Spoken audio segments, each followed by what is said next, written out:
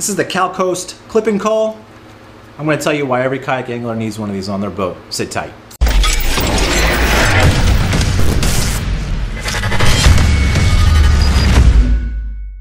Hey, what's going on? It's Matt. It is the day after I caught that decent bass on the California Delta, and I got an email this morning and somebody was asking how I kept the fish attached to the boat in that particular video. Now, in the past, I had always used a big giant fish grip attached with what I would call an industrial bungee with two non-locking carabiners.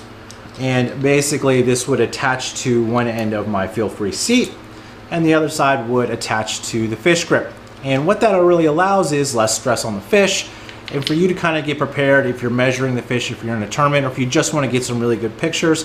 And God knows that if you're filming something, if you have the sun behind you, you kind of got to get the sun out of there and get a better angle so you're not blinding everybody with the sunlight and just getting a shadow figure. So recently though, I actually switched up the way that I kind of keep my fish in the water. And the reason why was that I was fishing, it was a KBF month-long tournament, and one of the fish that I had gotten, which was maybe a 3-pound fish, got knocked off because this particular fish grip, and all of them actually, they can hit and they can get this thing open. And so I lost the fish, and I really don't think it hurt me in the tournament because I wasn't even close to placing. So recently switched over to using the Cull clipping Cull. Now, if you're not familiar with this, it is a culling system that is non-puncture. So for big bass tournaments and big boat tournaments, that's just not big bass, but for boat tournaments, you cull fish.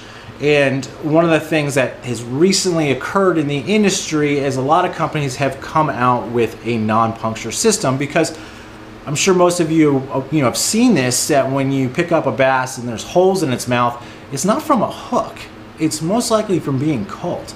And so Cull really kind of innovated this little particular way of culling things. And the way that it works is it's syringe. So you would push this little button down right here, it opens it up, and then you can just close it. Now the unique thing about the Cull one is that when that fish pulls, it actually gets tighter. I think you could hear it click right there. So the fish isn't going anywhere. And what I do is I still attach it to that bungee, one end here, the other end to the side of the kayak.